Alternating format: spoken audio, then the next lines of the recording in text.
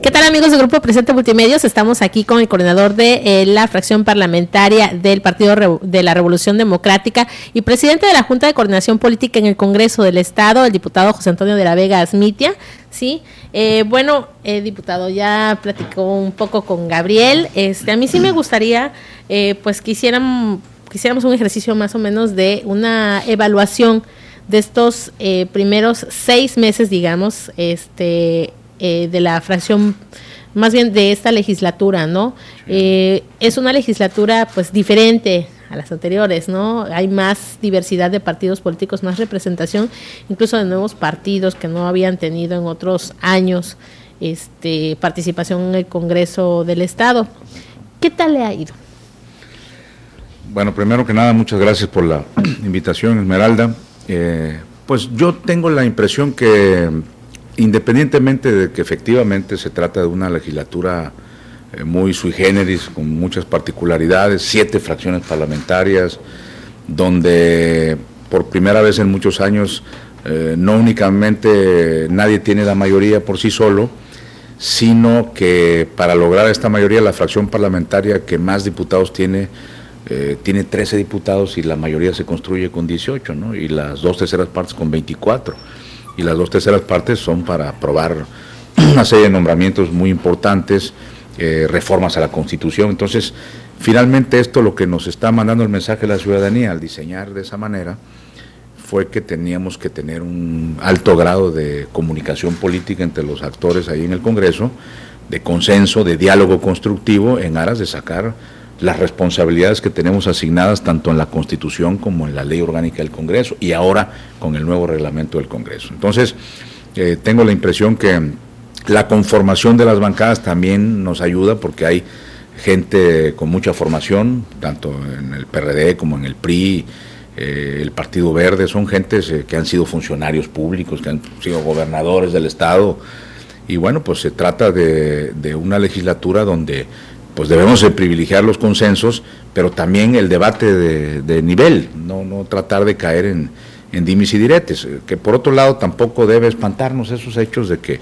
pueda haber debates acalorados o apasionados en diversos temas que se contaminan a veces por las elecciones o por situaciones muy particulares y sobre todo en los puntos de acuerdo. Pero en las leyes, en las aprobaciones de leyes, en las reformas que hemos hecho, en los nombramientos que ha tenido que hacer el Congreso como parte de su responsabilidad constitucional y legal, nos hemos puesto perfectamente de acuerdo. Hemos votado casi todas las leyes por unanimidad. Los nombramientos que hemos tenido en esta responsabilidad, nombrar al titular de la Comisión Estatal de los Derechos Humanos, se aprobó casi por unanimidad, con una abstención nada más.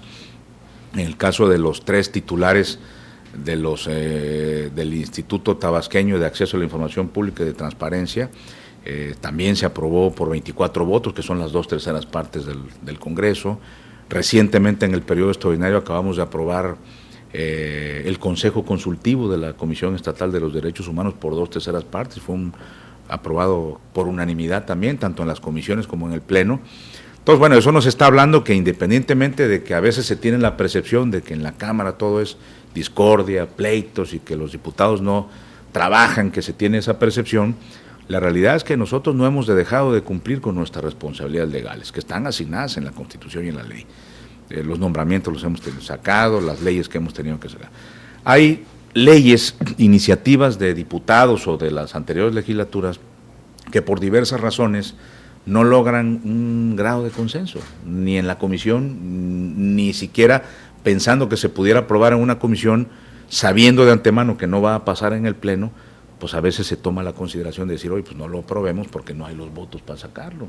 De nada serviría que llegara al Pleno un dictamen que va a ser rechazado por el Pleno. Mejor se deja en la comisión para seguir consensuando, seguir madurando la decisión que pueda seguir avanzando. Por ejemplo, ahorita tenemos el tema del fuero constitucional, ¿no? Que hay voces que van por la eliminación total del fuero, de que los diputados no tengan ningún tipo de fuero, y hay otros que buscan una atenuación de la figura, es decir, que para cuestiones penales pueda no funcionar, pero para las declaraciones, las libres manifestaciones que pueden tener los diputados, aunque estas puedan ser constitutivas de delitos, porque un diputado o una persona con sus dichos puede cometer delitos, ¿no? De difamación, de calumnias, etcétera, ¿no?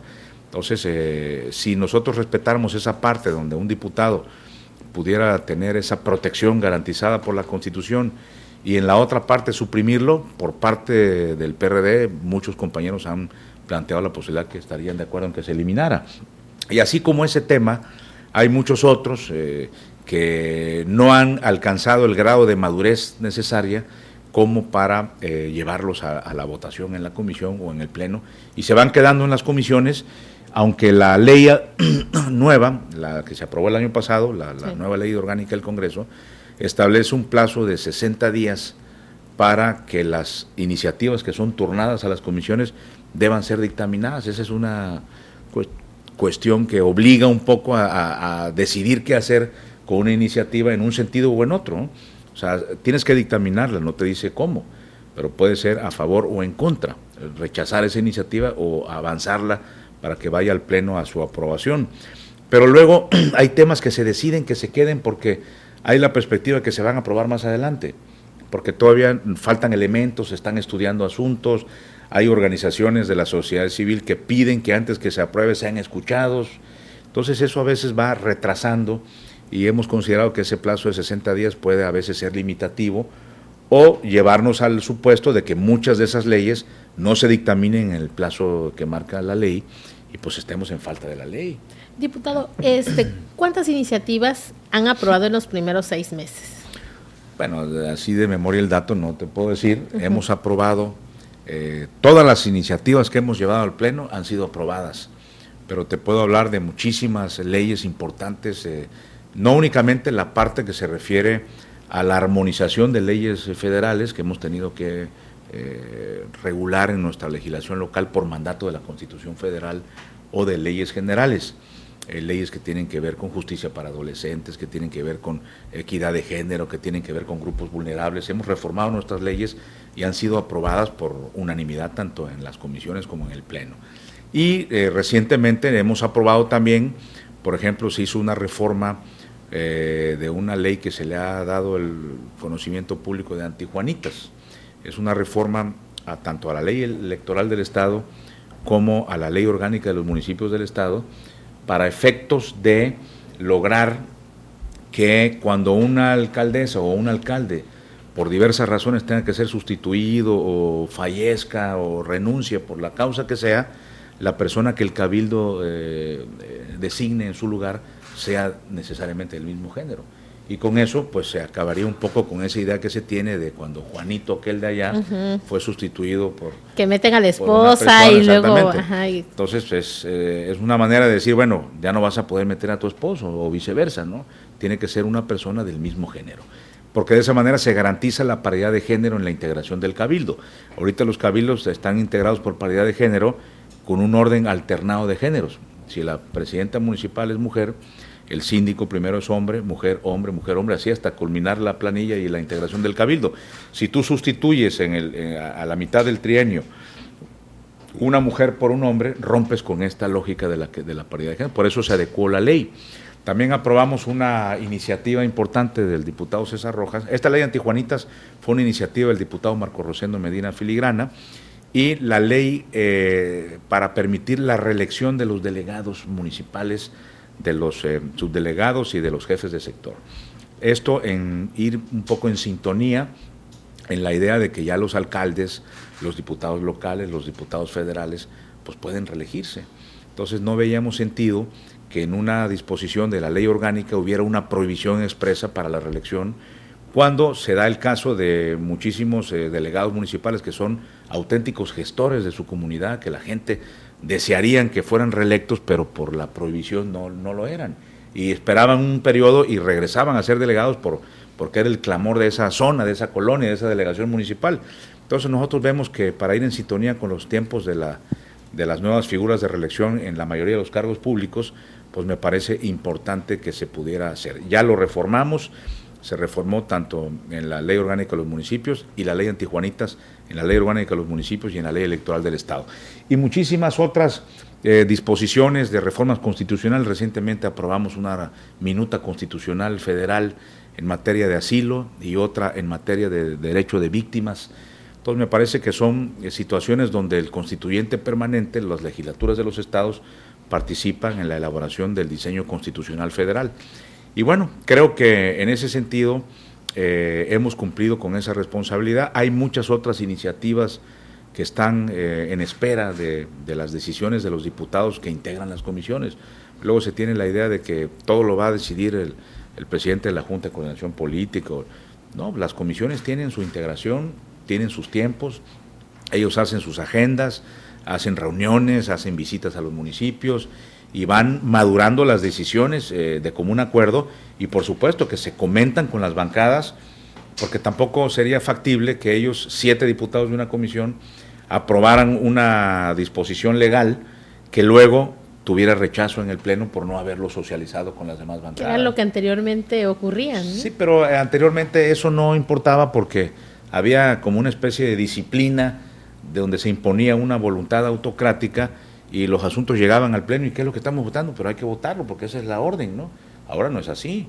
Yo en mi bancada, para poder procesar los temas, tengo que airear los temas con ellos, tengo que darles las copias de los dictámenes. Desde antes que se aprueben los dictámenes hay que discutirlo con ellos para que estemos de acuerdo. Puedo correr el riesgo que alguien me diga en el Pleno, oye, a mí no me consultaron, mano, yo voy a votar en contra.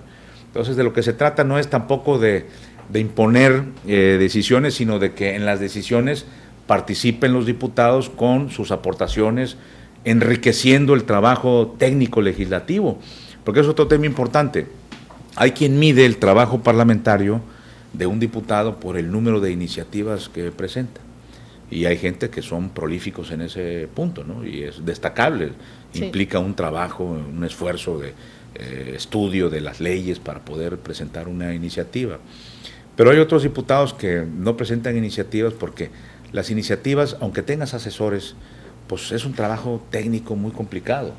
Requieres de conocimiento de las leyes, de técnica, del conocimiento del marco jurídico, y hay diputados pues que son ingenieros, que son veterinarios, que no tienen una materia especializada, pero son diputados que tienen un gran trabajo con la sociedad, que acercan sectores de la sociedad al Congreso para que en ese diseño y en ese enriquecimiento del proceso de elaboración de una ley puedan participar la opinión de la sociedad en diversas materias. Entonces hay diputados que son gestores, que te ayudan a su comunidad, a su distrito, y los electores muchas veces ven el trabajo del legislador o miden el trabajo de su diputado en función de las gestiones y las atenciones que da a los problemas del distrito. Entonces esa gente es la que lo eligió. Y esa gente, a veces mucha gente dice, y a mí que hagan una ley, ¿eso con qué se come? Entonces yo prefiero que el diputado venga, que tenga su casa de gestoría, que me atienda cuestiones de salud, que me lleve a un asunto jurídico de la comunidad, que nos gestione el tema del drenaje con el alcalde o con el CEAS. Entonces me parece que el trabajo de los diputados no puede únicamente medirse desde el punto de vista estrictamente técnico-legislativo, se mide en función también del acercamiento que tenga con sus electores, que son finalmente con los que tiene un compromiso de manera directa, porque son las gentes que lo eligieron. Luego hay otros diputados también que participan mucho en el debate político, que es consustancial en las comisiones y en el Pleno. Se razonan posiciones, se discuten cosas, se cabildean con otros diputados de otras fracciones para lograr llegar a los entendimientos para poder avanzar en los temas y sacar las leyes, sacar las votaciones, unificar los consensos. Entonces hay diputados que son muy buenos para eso y ayudan mucho a las bancadas, y no nada más a las bancadas, al Congreso, precisamente para que se puedan hacer estos acercamientos con partidos o con fracciones parlamentarias que normalmente pues son de posiciones ideológicas opuestas, ¿no? Entonces yo creo que el trabajo de un diputado es muy completo, es muy complejo y se debe evaluar desde todos esos puntos de vista, ¿no? Entonces, a pesar de la, digamos, diversidad, ¿no?, que hay en el Congreso del Estado, se han podido llegar a acuerdos en lo fundamental, ¿no?, en las leyes que son prioritarias para la entidad. Sí, las leyes que han tenido el consenso y sobre todo hemos votado todas las cuestiones que son obligación de los diputados votar, como por ejemplo, se vence el periodo de mandato del presidente de la Comisión Estatal de Derechos Humanos y tenemos que designar un titular.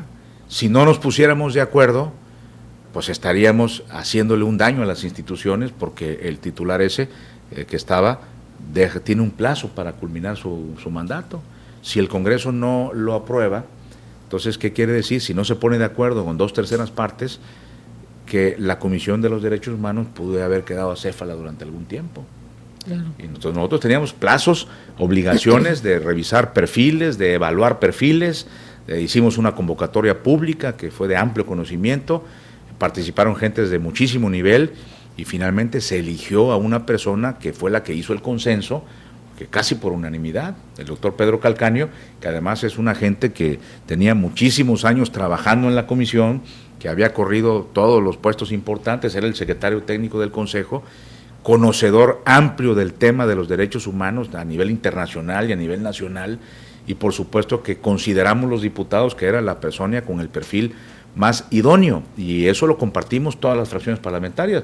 No se trató de imponer, como se hacía muchas veces en el pasado, a alguien de la militancia del partido, del poder, ¿no? O de los que tenían la mayoría. Ahora teníamos que ponernos de acuerdo. Y a veces ese consenso es difícil de lograr en otras legislaturas, pero aquí lo hemos logrado por la voluntad política y la actitud que hemos mantenido todas las fracciones parlamentarias en beneficio de nuestra responsabilidad. Y recordemos que la responsabilidad del Congreso son muchas y muy variados temas. Tenemos que ver con la aprobación de la ley de ingresos, del presupuesto de egresos, con la discusión y calificación de las cuentas públicas de los entes públicos, de los ayuntamientos, del Poder Ejecutivo, del Poder Legislativo. Tenemos que involucrarnos en los nombramientos de los altos funcionarios, como los magistrados del Tribunal Superior de Justicia, los nombramientos que mencionábamos ahorita, del ITAIB, de la Comisión de Derechos Humanos, del órgano superior de fiscalización, en fin, las responsabilidades del Congreso que están atribuidas en la Constitución del Estado son de muy variable naturaleza y de la mayor importancia para el desarrollo de nuestras instituciones, de las instituciones del Estado en Tabasco. Entonces me parece que hemos estado a la altura, al margen de que a veces la gente, y bueno, pues hay que decirlo también, a veces los medios destacan más que las aprobaciones que hacemos en una sesión, pues que si al final en los asuntos generales un diputado le picó el ojo al otro, ¿no? O le dijo alguna grilla al otro, y entonces eso a veces es lo que genera mayor pasión en el debate y es lo que genera la nota. Pero ese día se aprobaron 3 o 4 leyes importantes que pasan muchas veces desapercibidas, ¿no? Entonces, los diputados hemos sido juzgados a veces injustamente de esa manera, pero también reconozco que la sociedad ha tenido una mala apreciación del diputado en general, del diputado local en Tabasco y de los diputados federales a nivel nacional. Constantemente salen versiones de diputados que faltistas, que andan en viajes lujosos, que utilizan los recursos del Congreso para diversa naturaleza, y eso pues daña la imagen del diputado, ¿no? Ahí en ese punto, diputado, ¿qué mensaje daría usted a los tabasqueños, a nuestros lectores, de precisamente en ese punto de los diputados faltistas, que ahí ya, por ejemplo, hay un reglamento para sancionar a aquellos que no se presenten, ¿no? Sí. Y también de aquellos a los que en el pasado, como usted decía, veíamos al diputado que se iba al extranjero, ¿no? O aquel que se le cachaba utilizando los recursos que les asignan para las gestorías, para cuestiones de proselitismo. ¿Qué le diría usted a la ciudadanía de esta legislatura? ¿En qué está trabajando para evitar caer en esos vicios del pasado? Bueno, lo primero que habría que considerar es el hecho de que ahora no únicamente los diputados en el Poder Legislativo, sino en todos los entes públicos, en todos los poderes, en la administración pública también, estamos sujetos a mayor transparencia y acceso a la información pública. Las leyes en la materia hoy obligan a que cualquier cosa que sucede en el Congreso pueda ser solicitada, desde cuánto gana un diputado, cuánto gastan en difusión, en gestoría, en su salario, su dieta, etcétera. Entonces me parece que los nuevos tiempos que vive el país en esa materia han ido obligando a los funcionarios públicos, incluidos los diputados, a una mayor transparencia de las actividades públicas, ¿no? Hoy ya sería muy difícil ver que un diputado pudiera utilizar recursos para promocionarse o para hacer cosas como sucedía de manera hasta natural en el pasado, ¿no? En el pasado muchos líderes del Congreso pues utilizaban el cargo para promoverse y los recursos, que era lo más grave, para financiarse. Entonces hoy en día todo eso está perfectamente normado, todo eso lo puede solicitar en materia de transparencia, y si no lo otorga el Congreso la información, hay instrumentos jurídicos, instituciones encargadas para velar precisamente por ese derecho constitucional que tienen los mexicanos del acceso a la información pública. Y para ese, adelante. No, para ese segundo periodo ordinario de sesiones, dentro de las prioridades, ¿cuáles van a ser? Viene la revisión precisamente de las cuentas públicas, sí. Y también lo que usted comentaba, ¿no?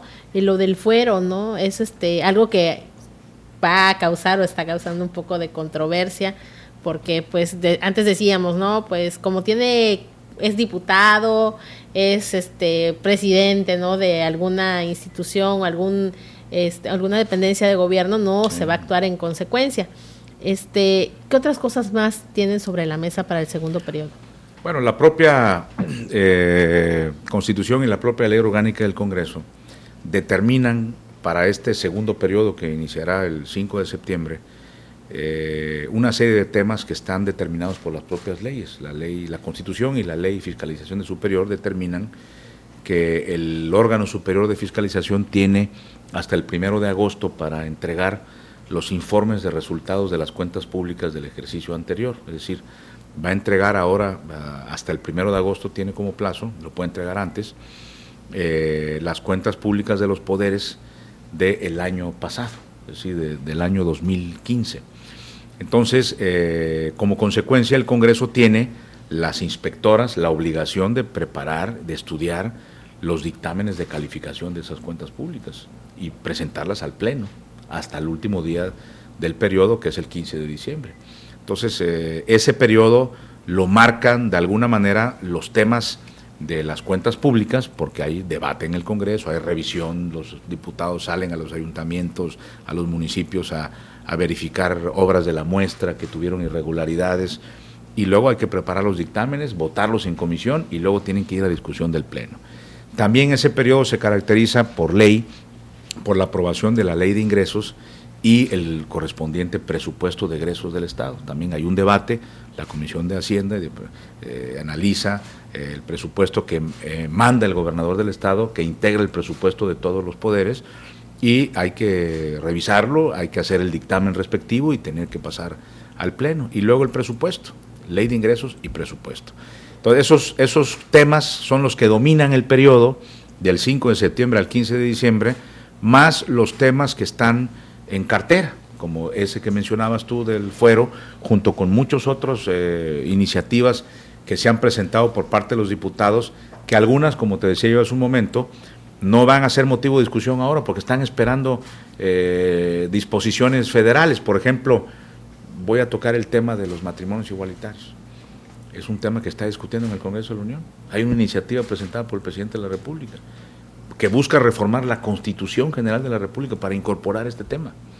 Entonces, cuando eso ocurra, pues todas las legislaturas de los estados tendrán que homologar los códigos civiles de los estados que hoy prohíben el matrimonio entre personas del mismo sexo. Entonces, sería un poco anticiparnos ahora, independientemente de que haya una iniciativa presentada, y una iniciativa presentada por la Comisión Estatal de Derechos Humanos el año pasado en esa materia, porque hubo una recomendación de la Comisión Nacional de los Derechos Humanos para que las comisiones estatales, en el ejercicio de su facultad de derecho de iniciativa que tiene, presentaran estas iniciativas de matrimonios igualitarios.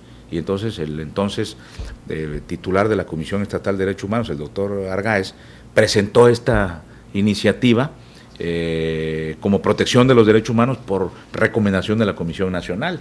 Entonces es una iniciativa que está ahí, que no se ha aprobado. Sería precipitarnos ahorita, sabiendo que va a haber un debate nacional sobre el tema por la iniciativa del presidente y que no sabemos de qué manera se va a regular esta figura. Entonces tenemos que esperar precisamente. Eso no obsta para que hoy en día, debido a una serie de criterios que emitió la Suprema Corte de Justicia de la Nación, las personas del mismo sexo puedan casarse independientemente de que el Código Civil lo prohíbe por la vía del amparo. Es decir, solicitan el matrimonio, el juez civil lo niega en base al Código Civil del Estado que lo prohíbe, o sea, no lo puede hacer porque él se tiene que regir por el Código Civil, y entonces van a un amparo y el juez de distrito otorga de inmediato la suspensión y otorga el amparo. ¿Por qué? Porque hay los criterios de la Corte que así lo determinaron y los jueces de distrito pertenecen a la Suprema Corte. Entonces los jueces de distrito lo que están haciendo ahorita es inmediatamente le ordenan al juez que los case por mandato de un juez federal. Aquí han habido, tengo entendido ya... Como 6, 7, algo así. Pues de hombres, pero creo que hubo ya uno también de género femenino, del mismo género. Creo que hay como 12 o 13 matrimonios ya que se han hecho por esa vía. Así que todo aquel que quiera hacerlo lo puede hacer por la vía jurídica. Nada más que tienen que darle la vuelta vía el amparo. Sí, claro. Lo que se busca es que, bueno, pues ya en esta lógica, que los códigos civiles puedan estar homologados para que los ciudadanos que quieran ejercer ese derecho lo puedan hacer sin tanta vuelta y sin tanto costo, porque de todas maneras hay que pagar a un abogado para que te haga el amparo, etcétera, etcétera, ¿no? Entonces yo pienso que hay temas como ese y como otros, como el del fuero, que están en proceso de discusión, de maduración. Hay una iniciativa presentada por el diputado Federico Madrazo, pero que adolece de errores que los tenemos que discutir y perfeccionar en el seno de la comisión, ¿no? Él plantea una reforma a la ley orgánica de responsabilidades de los servidores públicos del Estado, pero no plantea una reforma a la Constitución.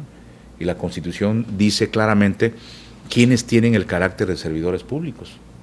Y él plantea que sean considerados una especie de servidores públicos los candidatos a los cargos de elección popular, para que puedan ser sujetos de presentar las 3 declaraciones, las de 3 de 3. Uh-huh.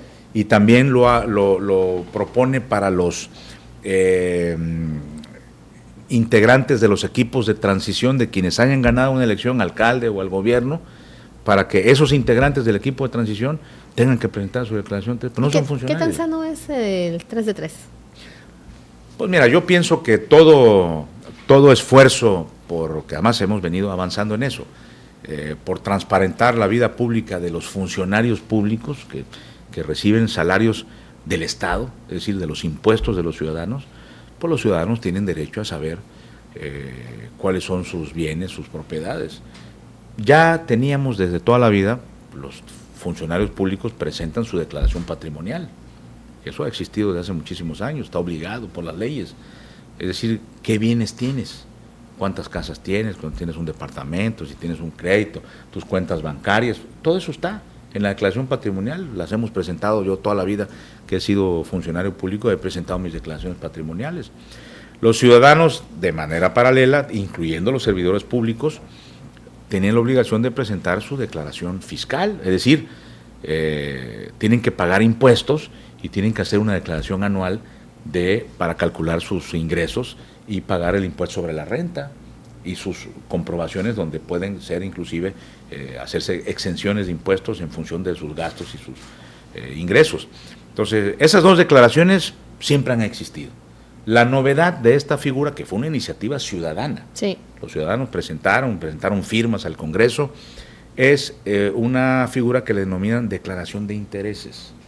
Quiere decir que hay servidores públicos que pueden tener empresas, que pueden ser socios de compañías, de sociedades anónimas, y lo que se está pidiendo es que puedan determinar cuántas acciones tienen y a qué empresas pertenecen. Es una manera de cuadrar para que el día de mañana, si hay una de sus empresas donde él interviene como funcionario público, para que sepas que hay que estar muy vigilantes de que no vaya a favorecer a su empresa, porque ya tienes conocimiento que el señor es accionista de esa empresa, el señor que es el director tal, el secretario tal, pues eso es lo que se busca con esa declaración de intereses, ¿no?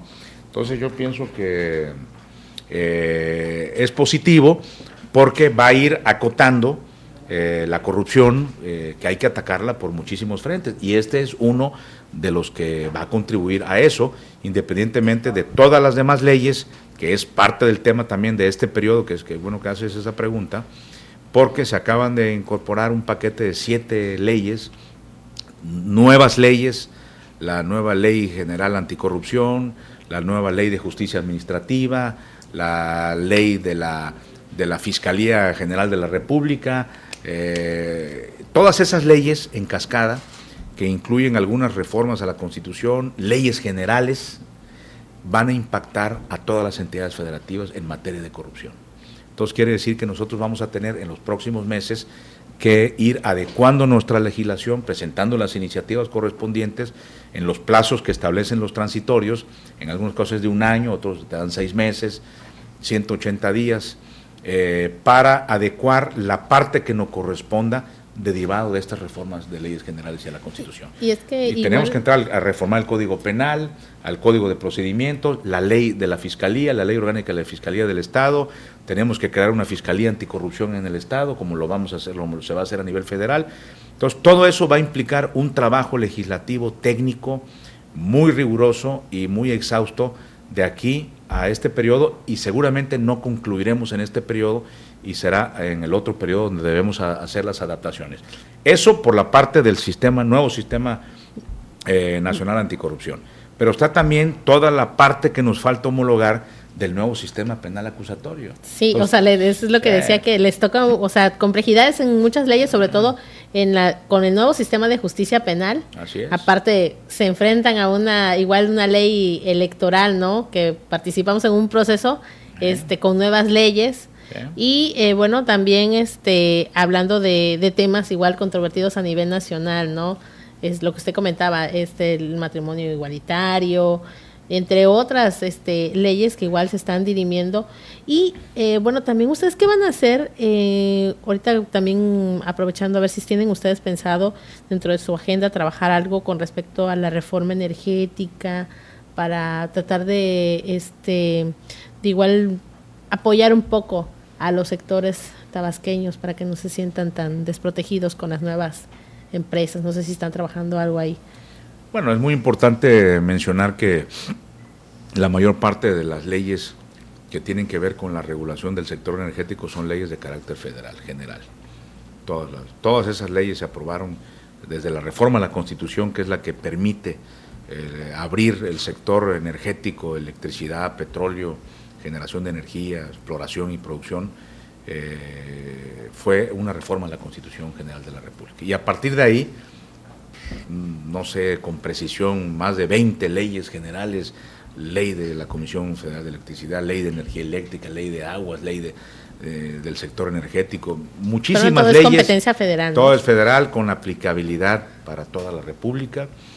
Y contestando más el fondo de tu pregunta, yo creo que sí tendremos que hacer algunas adecuaciones a leyes locales derivadas de esta actividad nueva que va a haber en el país y particularmente en los estados petroleros, del cual Tabasco forma parte, con este tema también de las zonas económicas exclusivas, donde va a haber incentivos y todo este marco regulatorio federal y esta actividad de las empresas en materia energética, una vez que se vayan concretando la ronda 1, la ronda 2, donde se va a permitir que ahorita sea un poquito frenado y se ha inhibido esta participación por el hecho de la caída de los precios del petróleo a nivel internacional.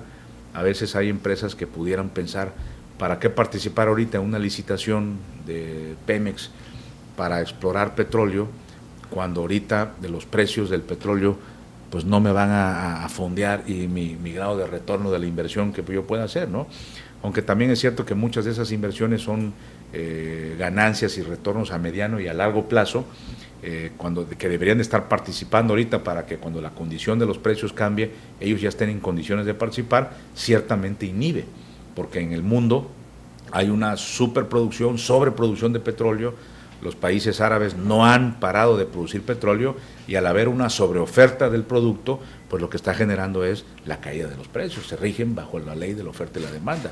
Inclusive el presidente Enrique Peña Nieto estuvo en Dubái hace algunos meses y se reunió con los líderes de la OPEP, de todos los países árabes, estuvo en los Emiratos Árabes Unidos también, e hizo declaraciones importantes allá, diciendo de que la conclusión de muchas de esas reuniones era que los líderes árabes productores de los países productores de petróleo no tenían considerado disminuir la producción, como era una de las recomendaciones que se hacía precisamente para elevar el precio del petróleo, que bajaran la producción para que la sobreoferta se disminuyera y de esa manera poder tener precios más altos que beneficiaran a los países.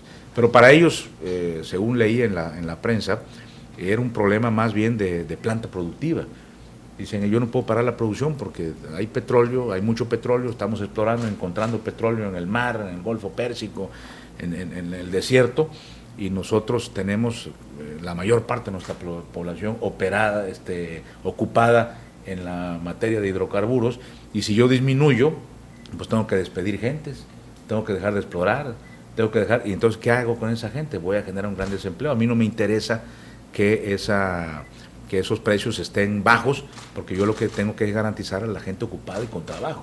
Entonces, eso es un tema muy delicado, porque a los países que tenemos una alta dependencia del ingreso por concepto del petróleo, como es el caso de México, que si bien ha venido diversificando su economía los últimos 30 años, lo cierto es que todavía dependemos de manera importante de los ingresos petroleros, y cuando el barril se llegó a vender hasta 100, 120 dólares el barril, y lo estamos vendiendo en 35, 40 dólares, hasta 30 dólares se llegó a vender, pues entonces hay una disminución del ingreso en el presupuesto nacional, en el ingreso del país, y por lo tanto se tienen que hacer recortes, ajustes, despidos de personal que impactan a la economía y al bienestar de la población. Entonces es un tema delicado, pero las expectativas que se habían puesto sobre la reforma energética, pues ahora se ven un poco limitadas con la caída de los precios del petróleo. O sea, no están pensando tanto en venir a explorar y a tratar de vender un petróleo que está por los suelos. Entonces la bonanza sería invertir cuando los precios suban, que es lo que va a ocurrir ese efecto en los próximos años, que esperemos se normalice la situación. Y cuando eso ocurra, cuando las empresas estén en una actividad petrolera intensa en Tabasco, en Campeche, en Veracruz, en el sur de Veracruz, entonces seguramente vamos a tener que hacer una serie de adecuaciones a nuestro marco jurídico para que esta regulación de esta actividad petrolera de las empresas no trastoque la vida de las comunidades de nuestro estado. Sí, porque aquí pues hemos tenido muchos problemas de ese tipo, ¿no? Así es. Por ejemplo, podemos ver la posibilidad de cobrar impuestos locales a esas empresas que van a tener una actividad en el estado, para que la entidad federativa pueda tener recursos propios por esto, cuando sabemos que van a ser pues empresas muy rentables que van a tener grandes utilidades. Entonces, me parece que el estado podría en el futuro intentar hacer algún tipo de regulación para beneficio, pero en este momento creo que no está dentro de nuestra agenda inmediata, ¿no? Ok, es nada más por último, en cuanto al nuevo sistema de justicia penal acusatorio, ¿cómo se están preparando en cuanto a las leyes que van a...? Bueno, como ustedes saben, es un tema de la mayor importancia porque representa un cambio de paradigma, un cambio para todos, cultural, ¿no? Para todos, muy fuerte en la materia de impartir la justicia, ¿no? Durante todo un siglo tuvimos juicios escritos, y eso pues le daba una serie de ritmos muy diferenciados a nuestros procesos judiciales, tanto por la vía penal o civil, ¿no? Entonces se daban plazos, presentabas una contestación de la demanda y te ibas a esto y aportaban pruebas, y en 15 días y solicitabas la ampliación de las pruebas. Todos los juicios eran eternos, ¿no? Podían durar años, cuando las propias leyes establecían que los juicios podían durar no más de un año. Y sin embargo habían juicios que duraban 5 años, ¿no? Juicios laborales de 8 años, y luego pagaban salarios caídos sobre 8 años de la duración del juicio.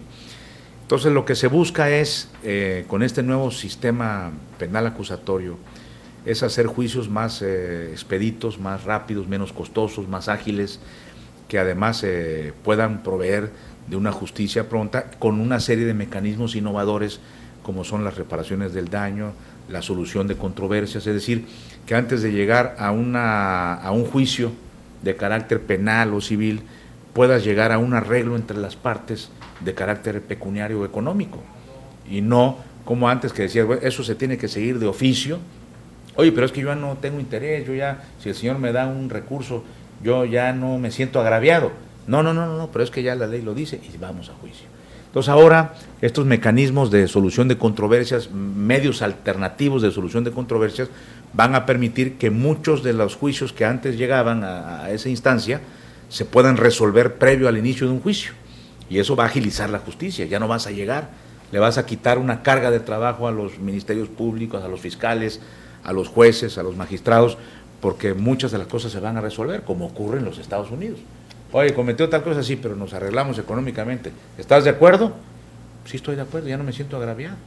¿Por qué? Porque recibí una contraprestación por la falta que me hiciste, por el delito que me cometiste, o por lo que el insulto que me hiciste, o el daño moral que me ocasionaste. Entonces yo creo que eso, acuérdense que la reforma constitucional se hizo hace 8 años y apenas estamos iniciando porque había que cambiar toda la estructuración de la forma como estaban diseñados los ministerios públicos, los jueces.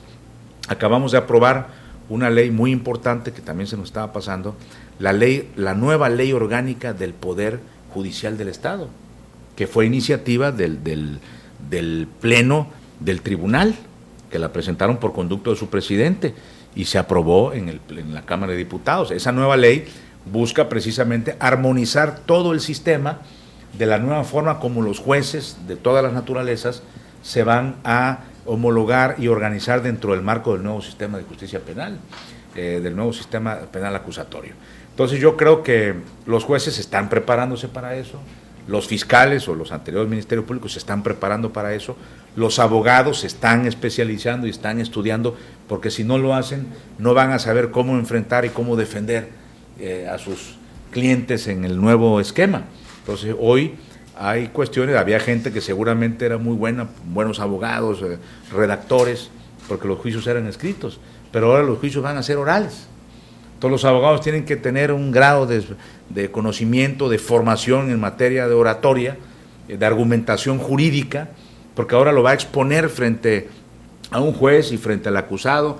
Entonces es un cambio de paradigma. Los abogados o los jóvenes estudiantes de Derecho tienen que entrar con ese nuevo chip, si se me permite la expresión, sí, de que van a ir a confrontarse en un juicio oral, donde va a haber un debate y van a tener que tener esa capacidad de convencimiento que implica no únicamente un grado de conocimiento de las leyes, sino también de un grado de argumentación jurídica en el momento, porque cuando estás frente a un papel y sabes que vas a presentar esa contestación de esos argumentos en 15 días, pues tienes día y noche para consultar y para argumentar y para que te lo revise tu amigo y tu otro abogado, pero ahora muchas de esas cosas van a tener que estudiarlas y van a tener que ser muy hábiles para ser convincentes y defender los intereses de sus clientes, de sus defendidos, dentro del nuevo esquema.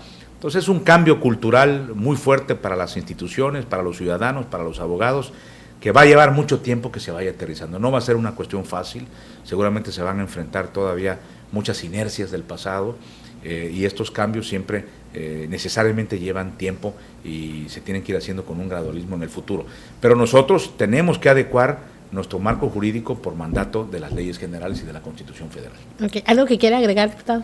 No, pues bueno, primero que nada agradecerles mucho la invitación para comunicarme a través de sus lectores de Diario Presente y de sus televidentes también por internet y bajo el esquema que tienen, y decir que las diputadas y los diputados del Congreso de Tabasco estamos abiertos a escuchar a la ciudadanía, a las organizaciones de la sociedad civil que tengan intereses en temas específicos de su actuación dentro del marco de la sociedad y que puedan ser de alguna manera transformadas en leyes. Es decir, hay leyes que tienen que ver con niños y adolescentes y hay organizaciones de la sociedad civil que desearían, pero que a veces ven al Congreso un poco alejado o piensan que los diputados no los van a recibir. Lo que pedimos es que se acerquen al Congreso, que la gente se acerque a los diputados, a las áreas de gobierno para que puedan ser escuchados por las comisiones y la opinión de los ciudadanos pueda enriquecer el trabajo legislativo de los diputados. Ese sería un escenario ideal para nosotros, que las leyes tengan esa consideración de su carácter general, pero también que vaya a responder a una necesidad de la sociedad en la que pretende regular. Okay. Bueno, pues muchísimas gracias. ¿Sí? Gracias.